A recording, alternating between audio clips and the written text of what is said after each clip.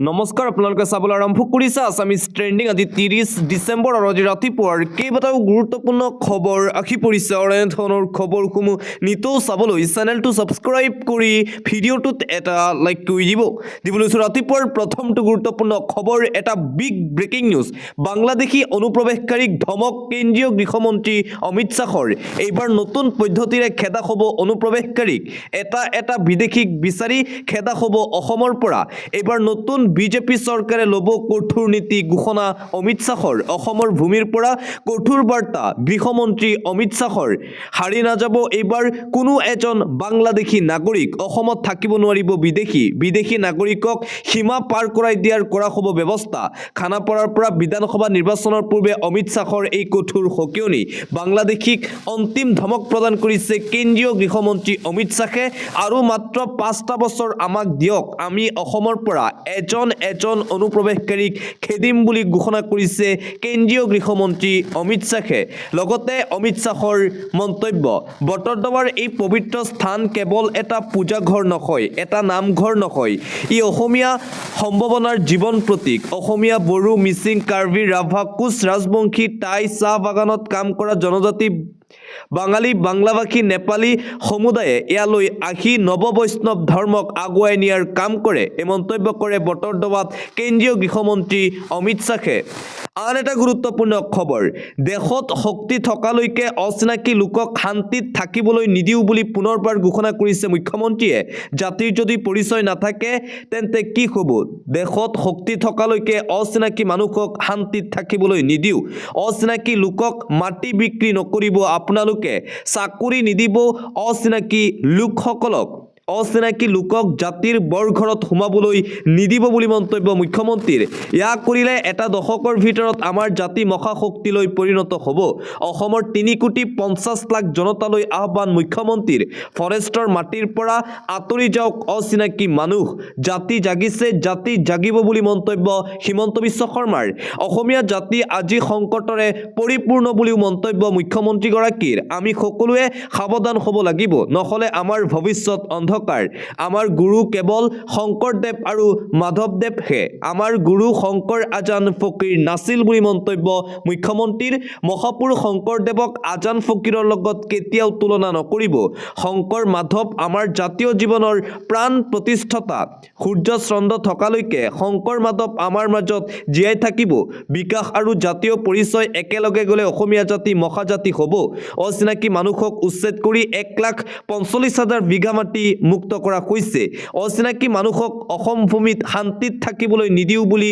বটদ্ৰৱাত গৰজি উঠিল মুখ্যমন্ত্ৰী হিমন্ত বিশ্ব শৰ্মা আন এটা গুৰুত্বপূৰ্ণ খবৰ বটদ্ৰৱাত কেন্দ্ৰীয় মন্ত্ৰী তথা প্ৰাক্তন মুখ্যমন্ত্ৰী সৰ্বানন্দ সোণোৱালৰ মন্তব্য কংগ্ৰেছৰ 55 বছৰীয়া শাসনত বটদ্ৰৱা ভাবিব নোৱাৰা বেদখলকাৰীৰ হাতত আছিল বটদ্ৰৱাৰ ভকত বৈষ্ণৱে সকলো সময়তে আতংকত ভুগিছিল সন্দেহযুক্ত নাগৰিকৰ কবলত আছিল বটদ্ৰৱা কংগ্ৰেছক আবেদন নিবেদন কৰাৰ পাছতো কোনো ব্যৱস্থা গ্ৰহণ কৰা নাছিল ভোট বেংক সুৰক্ষিত কৰিবৰ বাবে অবৈধ বিদেশীক এই স্থানত সুৰক্ষা দিলে 2016ত বিজেপি অহাৰ পাছতে বেদখলমুক্ত কৰাৰ কাম আৰম্ভ হয় আৰু মই মুখ্যমন্ত্ৰী হৈ থকা অৱস্থাত ইয়াৰ উচিত ব্যৱস্থা গ্ৰহণ কৰিলোঁ আগন্তুক দিনত এই স্থান মহাস্থানলৈ পৰিণত হ'ব মুখ্যমন্ত্ৰী হৈ থকা অৱস্থাত 2021ৰ 25 ফেব্ৰুৱাৰীত আধাৰশিলা স্থাপন কৰা হৈছিল এই বটদ্ৰৱা প্ৰকল্পৰ অমিত শ্বাহ ডাঙৰীয়াৰ হাতেৰে আধাৰশিলা স্থাপন কৰা হ'ল আৰু আজি এই প্ৰকল্প মুকলি কৰা হ'ল এইদৰে মন্তব্য কৰে প্ৰাক্তন মুখ্যমন্ত্ৰী সৰ্বানন্দ সোণোৱালে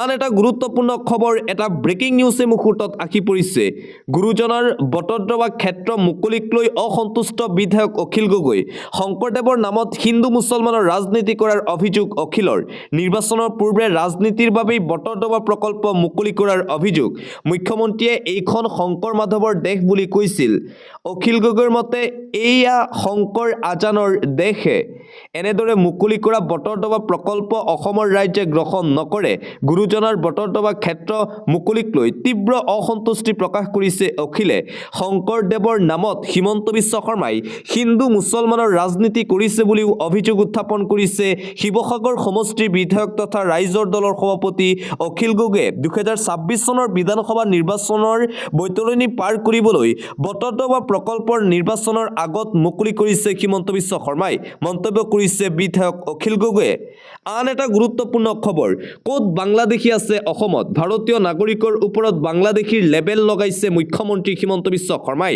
বিজেপিক অপেন চ্যালেঞ্জ আমচুৰ সভাপতি ৰেজাউল কৰিম চৰকাৰৰ অসমত ক'ত বাংলাদেশী আছে দেখুৱাই দিয়ক হিমন্ত বিশ্ব শৰ্মাই অচিনাকি বাংলাদেশী শব্দ পৰিহাৰ কৰি মানুহৰ ৰাজনীতি কৰক মুখ্যমন্ত্ৰীয়ে ৰাজ্যত 40% বাংলাদেশী আছে বুলি কোৱাৰ পূৰ্বে মুখ্যমন্ত্ৰীয়ে অধ্যয়ন কৰক 40% বাংলাদেশী থকা ৰাজ্যত কেনেদৰে মুখ্যমন্ত্ৰী হৈ আছে হিমন্ত বিশ্ব শৰ্মা মুখ্যমন্ত্ৰীক চ্যালেঞ্জ দি গৰজি উঠিল আমচুৰ সভাপতি অসমৰ সংখ্যালঘু ৰাজ্যক টাৰ্গেট কৰাটোৱেই একমাত্ৰ লক্ষ্য বিজেপি চৰকাৰৰ ভাৰতীয় নাগৰিকৰ ওপৰত মুখ্যমন্ত্ৰীয়ে বাংলাদেশী আৰু মিয়াৰ লেবেল লগাইছে মুখ্যমন্ত্ৰীয়ে কেতিয়া কি কয় মুখ্যমন্ত্ৰী হিমন্ত বিশ্ব শৰ্মাই নিজেই নাজানে কেতিয়া কি কথা কয় মুখ্যমন্ত্ৰীয়ে নিজেই নাজানে বুলি কটাক্ষ আমচুৰ সভাপতিৰ মুখ্যমন্ত্ৰীয়ে ৰাজ্যৰ ইতিহাস নাজানে তেখেতে অংকই নাজানে গৃহ বিভাগৰ দায়িত্বত আছে মুখ্যমন্ত্ৰী ৰাজ্য আৰু কেন্দ্ৰত বিজেপি চৰকাৰ ইয়াৰ পিছতো কেনেকৈ অসমত 40% বাংলাদেশী আছে বুলি ক'ব পাৰিলে হিমন্ত বিশ্ব শৰ্মাই কেৱল গাদী সুৰক্ষিত কৰিবলৈ এনে কথা কৈ থাকে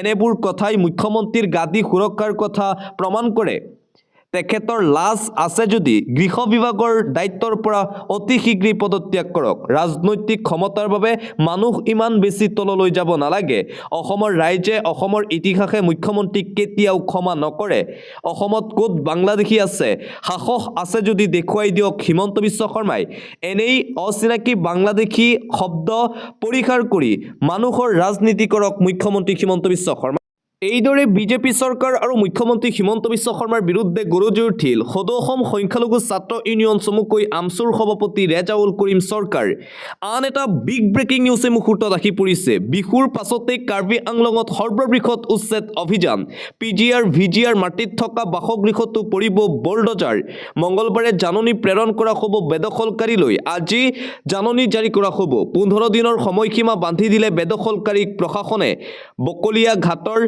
জবখিনচন ভূমিটো চলিব উচ্ছেদ 393টা পৰিয়ালৰ বাকিৰে আন সকলে এৰিব লাগিব ঘৰ 393টা পৰিয়ালক স্থগিতাদেশ ন্যায়ালয়ৰ পিজিআৰ ভিজিআৰ ভূমিত থকা ব্যৱসায়িক প্ৰতিষ্ঠানৰ অনুজ্ঞাপত্ৰ বাতিল 5 জানুৱাৰীত ন্যায়ালয়ত শপতনামা দাখিল কৰিব কেএচিয়ে পিজিআৰ ভিজিআৰৰ 8000 হেক্টৰ ভূমিত দিয়া হ'ব কাটাতাৰ ত্ৰিপাক্ষিক আলোচনাত সিদ্ধান্ত কেডব্লিউএচিৰ বিহুৰ পাছতে কাৰ্বি আংলঙত হ'ব সৰ্ববৃহৎ উচ্ছেদ অভিযান অৱশেষত নতশিৰ হ'বলৈ বাধ্য হ'ল চৰকাৰ অতি শীঘ্ৰেই কাৰ্বি আংলঙত পিজিআৰ ভিজিআৰ ভূমিত চলিব উচ্ছেদ অভিযান ঘোষণা কৰিছে তুলিৰাম ৰংহাঙে বিহুৰ পাছতেই কাৰ্বি আংলঙত জিলাত হ'ব এই সৰ্ববৃহৎ উচ্ছেদ অভিযান পৰৱৰ্তী খবৰ 2026 চনৰ নিৰ্বাচনক লৈ বিৰোধীৰ ঐক্যৰ বৃহৎ সিদ্ধান্ত একত্ৰিত হোৱাটো চূড়ান্ত হ'ল বিৰোধী শিবিৰ গৌৰৱ গগৈৰ ঘোষণাক সমৰ্থন বিধায়ক অখিল গগৈৰ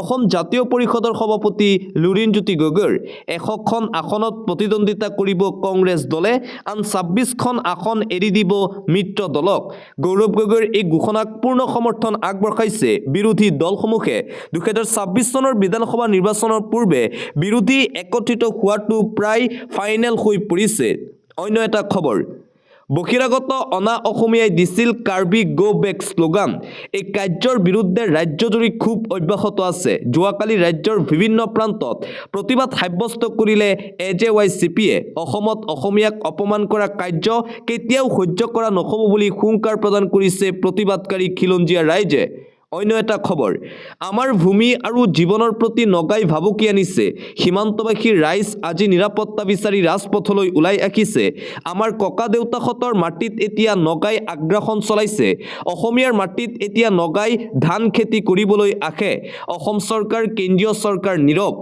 নগাৰ আগ্ৰাসনৰ বিৰুদ্ধে এইদৰে সৰব হৈ পৰিছে কৃষক মুক্তি সংগ্ৰাম সমিতিৰ সাধাৰণ সম্পাদক বিদ্যুৎ শইকীয়া বিজেপি চৰকাৰৰ দিনত নগাই আগ্ৰাসন অব্যাহত ৰাখিছে বুলি মন্তব্য বিদ্যুৎ শইকীয়াৰ পৰৱৰ্তী খবৰ পিতৃ নুৰুদ্দিন আহমেদ দুই পুত্ৰ ৰাজ আহমেদ আৰু দীপ আহমেদৰ হাতত প্ৰাণ পাই উঠিল বটদ্ৰৱা প্ৰকল্প ভাগৱত কীৰ্তন চিত্ৰ ভাগৱত অধ্যয়ন তথা গৱেষণা কৰি জীৱন্ত ৰূপ দিলে গুৰু আসন কৃষ্ণলীলা বিষ্ণুৰ 10 অৱতাৰক আৰু যোৱাকালি উদ্বোধন কৰা হ'ল বহু প্ৰত্যাশিত বটদ্ৰৱ প্ৰকল্প।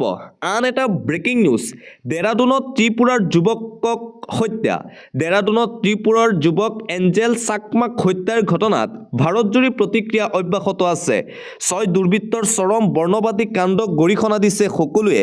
ইতিমধ্যে 5 অভিযুক্তক আৰক্ষীয়ে গ্ৰেপ্তাৰ কৰিছে যদিও মূল অভিযুক্ত এতিয়াও পলাতক অৱস্থাত আছে। ত্ৰিপুৰাৰ যুৱকক চাইনিজ যুৱক বুলি সন্দেহ কৰি মৰিয়াই হত্যা কৰিছিল আৰু তাৰ পিছতেই এতিয়া সমগ্ৰ ভাৰতজুৰি এই ঘটনাক লৈ তীব্ৰ বিতৰ্ক দেখিবলৈ পোৱা গৈছে। আনকি এই ঘটনাৰ পিছতেই সৰব হৈ পৰিছে APCCৰ সভাপতি গৌৰৱ গগৈ। উত্তৰ পূৰ্বাঞ্চলৰ সকলো মানুহেই ভাৰতীয়, চাইনিজ নহয়, গৌৰৱ গগৈৰ মন্তব্য।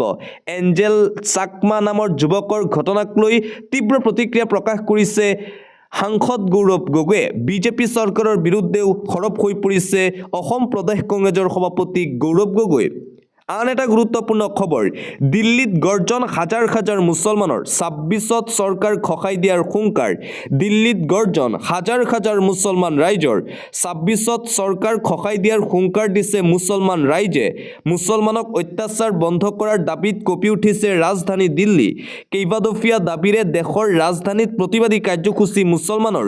উচ্ছেদ, বেআইনীভাৱে নাগৰিকক হাৰাশাস্তিৰ বিৰুদ্ধে প্ৰতিবাদী কাৰ্যসূচী। ৰাজনৈতিক বৈতৰণি পাৰ হ'বলৈ ইছ্যু নাই বাবে অত্যাচাৰ কৰিছে মুছলমানক বিজেপিয়ে। উচ্ছেদ কৰক, কিন্তু প্ৰকৃত ভাৰতীয়ক সংস্থাপন দিয়ক। অন্যায়, অত্যাচাৰ, উচ্ছেদ, জনবিৰোধী কামৰ বিৰুদ্ধে প্ৰতিবাদ। উচ্ছেদ কৰিব বিচৰাসকল ভাৰতীয় ভূমিহীন প্ৰকৃত নাগৰিক। প্ৰথমে ভূমিৰ আবণ্টন দিয়ক, তাৰ পিছত উচ্ছেদ কৰক, তাত কোনো আপত্তি নাই। সংস্থাপনৰ ব্যৱস্থা নকৰাকৈ উচ্ছেদ বন্ধ ৰাখিব লাগে। ভাৰতৰ ৰাষ্ট্ৰপতি আৰু প্ৰধানমন্ত্ৰীলৈ স্মাৰক পত্ৰ প্ৰেৰণ কৰিছে মুছলিম সংগঠনে। অন্য এটা খবৰ, মুখ্যমন্ত্ৰীয়ে কেৱল বিভাজন আৰু হিংসাৰ কথা কৈ থাকে। 2026 চনত ৰাজ্যত এখন গণতান্ত্ৰিক চৰকাৰ গঠনৰ বাবে চেষ্টা কৰিম। হিন্দু মুছলমানৰ ৰাজনীতি শেষ কৰি এইখন চৰকাৰৰ বাবে ৰাজনৈতিকভাৱে কংগ্ৰেছ সাজু হৈছে। 2026 চনৰ বিধানসভা নিৰ্বাচনত কংগ্ৰেছে যুঁজিব আৰু জিকিবই। 2026 চনৰ বিধানসভা নিৰ্বাচনত বিজেপিৰ ধৰ্মীয় মেৰুকৰণৰ ৰাজনীতিৰ বিৰুদ্ধে ৰাইজে ভোট দিব। এইদৰে 2026 চনৰ বিধানসভা নিৰ্বাচনক লৈ মন্তব্য কৰে কংগ্ৰেছৰ জ্যেষ্ঠ নেত্ৰী মীৰা বৰঠাকুৰে। আন এটা গুৰুত্বপূৰ্ণ খবৰ, কংগ্ৰেছৰ এটা জমিদাৰী ভাৱ আছে। ক্ৰমান্বয়ে এখনৰ পিছত আন এখন ৰাজ্য কংগ্ৰেছৰ হাতৰ পৰা গুচি গ'ল। এইবোৰ কংগ্ৰেছে পাহৰি যায়। কংগ্ৰেছে সহযোগী বিৰোধী দলসমূহক সন্মান দিবলৈ নাজানে। 2021 চনত 16 জন বিধায়ক থকা AIUDFক 15খন আসন দিছিল কংগ্ৰেছে। অখিল গগৈয়ে এইবাৰ নামানে, কাৰণ অখিল গগৈ মুখ্যমন্ত্ৰীৰ বন্ধু। এইদৰে বিৰোধীৰ মিত্ৰতা আৰু অখিল গগৈ সন্দৰ্ভত কংগ্ৰেছ দলকো তীব্ৰ কটাক্ষ কৰে AIUDFৰ বিধায়ক ৰফিকুল ইছলামে। অন্য এটা খবৰ, কাৰ্বি আংলঙৰ হিংসাত্মক ঘটনা পৰিৱেশ সন্দৰ্ভত গুৱাহাটীত অনুষ্ঠিত হয় নাগৰিক সভা। নাগৰিক সভাত অংশগ্ৰহণ ৰাজ্যৰ বহুকেইটা দল সংগঠনৰ নেতৃত্বৰ। কাৰ্বি আংলঙত খিলঞ্জীয়া গো-বেক ধনীৰ বিৰুদ্ধে তীব্ৰ ক্ষোভ উজাৰিলে নাগৰিকসকলে। হিংসাত্মক পৰিৱেশৰ বাবে মূলতঃ জগৰীয়া কৰিলে অসম চৰকাৰ তথা কাৰ্বি আংলং স্বায়ত্তশাসিত পৰিষদক। আন এটা গুৰুত্বপূৰ্ণ খবৰ, 11,000 ভাৰতীয়ক বিতৰণ ছৌদি আৰবৰ। এটা আন্তঃৰাষ্ট্ৰীয় পৰ্যায়ৰ গুৰুত্বপূৰ্ণ খবৰ, 11,000 ভাৰতীয়ক বিতৰণ কৰিছে ছৌদি আৰবে। হাজাৰ হাজাৰ ভাৰতীয়ই এৰিব লাগিব ছৌদি আৰব। প্ৰায় 11,000 ভাৰতীয়ক বিতৰণ কৰিলে ছৌদি আৰবে। 2025 চনত সৰ্বাধিক 11,000 ভাৰতীয় বিতৰণ। আন দেশৰ তুলনাত আটাইতকৈ অধিক বিতাড়িত ভাৰতীয়। বৈদেশিক পৰিক্ৰমা মন্ত্ৰালয়ৰ তথ্যত প্ৰকাশ পাইছে এই কথা। শ্ৰম আইন, ভিছা সমস্যা আদি অভিযোগত বিতৰণ কৰা হৈছে। ভাৰতৰ লগতে আন দেশৰো বহুসংখ্যক লোকক বিতৰণ কৰিছে ছৌদি আৰবে। পাকিস্তানৰো বহুসংখ্যক লোকক বিতৰণ ছৌদি আৰবৰ। 11,000 ভাৰতীয়ক ছৌদি আৰবৰ পৰা বিতৰণ কৰা হৈছে। আনকি আন ৰাষ্ট্ৰৰ বহু লোককো বিতৰণ কৰিছে ছৌদি আৰবে। আন এটা গুৰুত্বপূৰ্ণ খবৰ এই মুহূৰ্তত আহি পৰিছে, সলনি হ'ল অমৃতপ্ৰভা মহন্তৰ অধিবক্তা। আনন্দ ভূঞাই ওকালতি কৰিব অমৃতপ্ৰভা মহন্তৰ বাবে। আদালতত অমৃতপ্ৰভা মহন্তক নিৰ্দোষী বুলি দিব যুক্তি। গেব্ৰিয়েল চাহুৰ স্থানত ওকালতি কৰিব আনন্দ ভূঞাই। গেব্ৰিয়েলৰ জ্যেষ্ঠ অধিবক্তা হৈছে আনন্দ ভূঞা। আৰু জুবিন গাৰ্গৰ হত্যাৰ গোচৰত যি অভিযুক্ত অমৃতপ্ৰভা মহন্ত, সেই অমৃতপ্ৰভা মহন্তক এতিয়া নিৰ্দোষী প্ৰমাণ কৰিবলৈ অধিবক্তা উঠি পৰি লাগিছে। অন্য এটা খবৰ, এটা জৰুৰী খবৰ এই মুহূৰ্তত আহি পৰিছে। 31 ডিচেম্বৰৰ পৰা ৰাজ্যজুৰি অচল হ'ব ফ্লিপকাৰ্ট, আমাজন, নাপাব অনলাইন সেৱা। ফ্লিপকাৰ্ট, আমাজনত অৰ্ডাৰ দিয়া লোকসকলৰ বাবে এই খবৰ। 31 ডিচেম্বৰত অচল হৈ পৰিব অনলাইন ডেলিভাৰী সেৱা। ফ্লিপকাৰ্ট, আমাজন, ছুইগি, জমেটো, ব্লিংকিটৰ সেৱা বন্ধ হৈ পৰিব। অনিৰ্দিষ্টকালীন ধৰ্মঘট কাৰ্যসূচী অনলাইন ডেলিভাৰী সন্থাৰ। 31 ডিচেম্বৰৰ পৰা আৰম্ভ হ'ব এই বৃহৎ কাৰ্যসূচী। প্ৰাপ্য মজুৰি, উপযুক্ত বোনাছ বিচাৰি ডেলিভাৰী হালৱাবোৰ দাবী পূৰণ নকৰা পৰ্যন্ত অব্যাহত থাকিব প্ৰতিবাদ। 31 ডিচেম্বৰৰ পৰা অচল হৈ পৰিব অনলাইন সেৱা। যদিহে আপুনি অনলাইনত কিবা বস্তু অৰ্ডাৰ কৰে বা অনলাইনত আপুনি বস্তু ক্ৰয় কৰে, তেন্তে আপোনাৰ বাবে অত্যন্ত এটা বেয়া খবৰ, কিয়নো অনলাইন বস্তু যিসকলে ডেলিভাৰী কৰে, সেই ডেলিভাৰী বয়সকলে এক বৃহৎ সিদ্ধান্ত গ্ৰহণ কৰিছে। 31 ডিচেম্বৰৰ পৰা তেওঁলোকে ধৰ্মঘট কাৰ্যসূচী গ্ৰহণ কৰিছে। তেওঁলোকৰ প্ৰাপ্য মজুৰি আৰু বোনাছ বিচাৰি এই প্ৰতিবাদী কাৰ্যসূচী ঘোষণা কৰিছে। আৰু সেয়েহে কাইলৈৰ পৰা 31 ডিচেম্বৰৰ পৰা বন্ধ হৈ পৰিব অনলাইন ডেলিভাৰী সেৱা। আপুনি ফ্লিপকাৰ্ট বা এমাজন, ছুইগি, জমেটো, ব্লিংকিটত অৰ্ডাৰ কৰিও নাপাব সামগ্ৰী।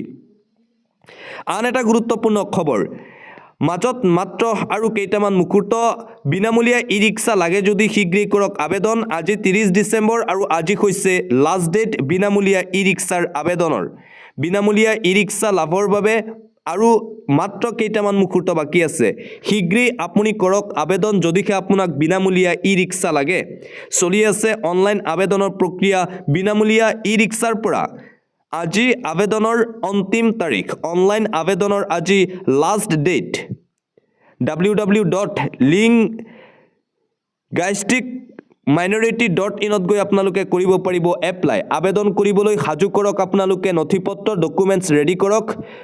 বাৰ্ষিক আয়ৰ প্ৰমাণপত্ৰ, পান, আধাৰ, ভোটাৰ, পাছপোৰ্ট সাইজ ফটো হ'লে কৰিব পাৰিব আবেদন। ভাষিক সংখ্যালঘুসকলৰ বাবে চলি আছে এই বিশেষ আঁচনি। বিনামূলীয়া ই ৰিক্সা লাভৰ বাবে আৰু মাত্ৰ কেইটামান মুহূৰ্ত বাকী আছে। আজি লাষ্ট ডেট, আজি 30 ডিচেম্বৰ আৰু 30 ডিচেম্বৰ যিহেতু অন্তিম তাৰিখ ধাৰ্য কৰা হৈছিল, সেয়েহে যদি আপুনি এতিয়াও বিনামূলীয়া ই ৰিক্সাৰ বাবে আবেদন কৰা নাই, তেন্তে আজিৰ ভিতৰত আপুনি আবেদন কৰক। আজিৰ পিছত আৰু আবেদন কৰিব নোৱাৰিব বিনামূলীয়া ই ৰিক্সাৰ বাবে। ইতিমধ্যেই হাজাৰ হাজাৰ লোকে বিনামূলীয়া ই ৰিক্সাৰ বাবে আবেদন কৰিছে। কেইটামান ডকুমেণ্টছ হ'লে আপোনালোকে কৰিব পাৰিব বিনামূলীয়া ই ৰিক্সাৰ বাবে আবেদন। পলম নকৰি যদিহে আপুনি বিনামূলীয়া ই ৰিক্সা পাব বিচাৰে, তেন্তে আজিয়েই কৰক এপ্লাই। অন্য এটা খবৰ, ক্ষমতায়ো বচাব নোৱাৰিলে বিজেপি বিধায়কক, সৰ্বোচ্চ ন্যায়ালয়ে নিদিলে ৰেহাই। বিজেপি বিধায়কৰ বিৰুদ্ধে কঠোৰ সৰ্বোচ্চ ন্যায়ালয়। উচ্চতম ন্যায়ালয়ে জামিন নাকচ কৰিলে ভাৰতীয় জনতা পাৰ্টীৰ নেতাৰ। উচ্চ ন্যায়ালয়ে জামিন দিছিল ধৰ্ষণকাৰী বিজেপি নেতাক। সৰ্বোচ্চ ন্যায়ালয়ে সমগ্ৰ বিষয়ত কৰিলে হস্তক্ষেপ। যাৱজ্জীৱন কাৰাদণ্ডৰে দণ্ডিত অপৰাধীক দিয়া হৈছিল জামিন। ধৰ্ষণ হত্যাকাৰীয়ে জামিন পোৱাৰ পাছতেই হৈছিল তীব্ৰ প্ৰতিবাদ। ৰাজধানী দিল্লী কঁপিছিল মহিলা সংগঠনৰ প্ৰতিবাদত। বিজেপি দলৰ হোৱাৰ বাবেই ৰেহাই পোৱাৰ উঠিছিল গুৰুতৰ অভিযোগ। সৰ্বোচ্চ ন্যায়ালয়ত মুখ থেকেচা কুলদীপ সেনসাগৰৰ।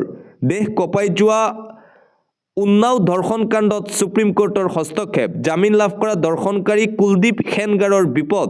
পূৰ্বে উচ্চ ন্যায়ালয়ে জামিন প্ৰদান কৰিছিল কুলদীপক। দিল্লী উচ্চ ন্যায়ালয়ে জামিন প্ৰদান কৰিছিল কুখ্যাত কুলদীপক। নাবালিকা ধৰ্ষণৰ গোচৰত দোষী সাব্যস্ত হৈছিল বিজেপি নেতা। যাৱজ্জীৱন কাৰাদণ্ড লাভ কৰিছিল কুলদীপে। আন এটা জৰুৰী খবৰ, 1 জানুৱাৰী বৃহস্পতিবাৰ লাখ লাখ মহিলা শিক্ষাৰ্থীয়ে লাভ কৰিব ডাঙৰ খবৰ। 1 জানুৱাৰীৰ পৰা পাব ভাল খবৰ লাখ লাখ শিক্ষাৰ্থী আৰু ৰাজ্যৰ মহিলাসকলে। সমাগত নতুন বৰ্ষ আৰু নতুন বৰ্ষৰ প্ৰথমটো দিনতেই পাব ভাল খবৰ। লাখ লাখ মহিলা যুৱক যুৱতী শিক্ষাৰ্থীৰ বাবে আছে ভাল খবৰ নৱবৰ্ষত। 1 জানুৱাৰীত অৰুণোদয় হিতাধিকাৰীয়ে লাভ কৰিব ভাল খবৰ ৰাজ্য চৰকাৰৰ ফালৰ পৰা। মাঘ বিহুৰ বিশেষ উপহাৰ পাবও পাৰে ৰাজ্যৰ লাখ লাখ মহিলাসকলে। 1 জানুৱাৰীৰ পৰা আৰম্ভ হ'ব অন্ন সেৱা দিন। ৰেচনৰ সামগ্ৰী গ্ৰহণ কৰিব পাৰিব 1 জানুৱাৰীৰ পৰা। 100 টকাতেই লাভ কৰিব দাইল, চেনি আৰু নিমখ। 1 কেজি দাইল 1 কেজি চেনি 1 কেজি নিমখ পাব ৰেচন কাৰ্ডৰ হিতাধিকাৰীসকলে ছাত্ৰসকলৰ বাবে আৰম্ভ হ'ব বাবু আঁচনি 1 জানুৱাৰী তাৰিখৰ পৰা 1 জানুৱাৰীৰ পৰাই কমিব পাৰে ৰন্ধন গেছৰ দাম ৰন্ধন গেছৰ মূল্যও কমিব পাৰে 300 টকাতে লাভ কৰিব উজ্জ্বলা গেছ 1 জানুৱাৰী তাৰিখৰ পৰা পৰৱৰ্তী খবৰ মহিলা সবলীকৰণৰ বাবে নগদ ধনেৰে ভোটৰ অংক অসমত যদি অৰুণোদয় পশ্চিমবংগত লক্ষ্মী ভাণ্ডাৰ শাসক বিৰোধী সকলোৱে মহিলাক চৰকাৰী আঁচনিৰ নামত মাহিলী চৰকাৰী টকা দি কৰি ৰাখিছে ভোটৰ হিচাপ নিকাচ এই নতুন ট্ৰেণ্ডত সলনি হৈছে সমগ্ৰ দেশৰ ৰাজনৈতিক প্ৰেক্ষাপট মুঠতে ভোট বেংকৰ বাবে এতিয়া শাসক পক্ষই হোক হেয়া লাগিলে বিৰোধী পক্ষই হোক কেৱল টাৰ্গেট কৰিছে মহিলাসকলক কেনেদৰে ভোট বেংক হিচাপে ব্যৱহাৰ কৰিব পাৰে তাৰ বাবে মহিলাসকলক চৰকাৰৰ ফালৰ পৰা প্ৰতিমাহে টকা দিয়া হৈছে অসমতো এই কাণ্ড পশ্চিমবংগতো দেখিবলৈ পোৱা গৈছে এনে ঘটনা অন্য এটা খবৰ আজান পীৰক যদি ইমান বেয়া পায় তেন্তে আজান পীৰৰ দৰগাহলৈ যোৱা 16 কোটি টকীয়া দলংখন কোনে কৰিছিল মুখ্যমন্ত্ৰী হিমন্ত বিশ্ব শৰ্মাই আজান ফকীৰক লৈ কৰা মন্তব্যৰ প্ৰতিক্ৰিয়া সদৌ অসম ছাত্ৰ সন্থাৰ সভাপতি উৎপল শৰ্মাৰ যদি আজান পীৰক ইমানেই বেয়া পায় তেন্তে মুখ্যমন্ত্ৰী হিমন্ত বিশ্ব শৰ্মাই 16 কোটি টকীয়া দলংখন কিয় বনাইছিল আজান পীৰৰ নামত প্ৰশ্ন কৰিছে সদৌ অসম ছাত্ৰ সন্থাৰ সভাপতি উৎপল শৰ্মাই মুখ্যমন্ত্ৰী হিমন্ত বিশ্ব শৰ্মালৈ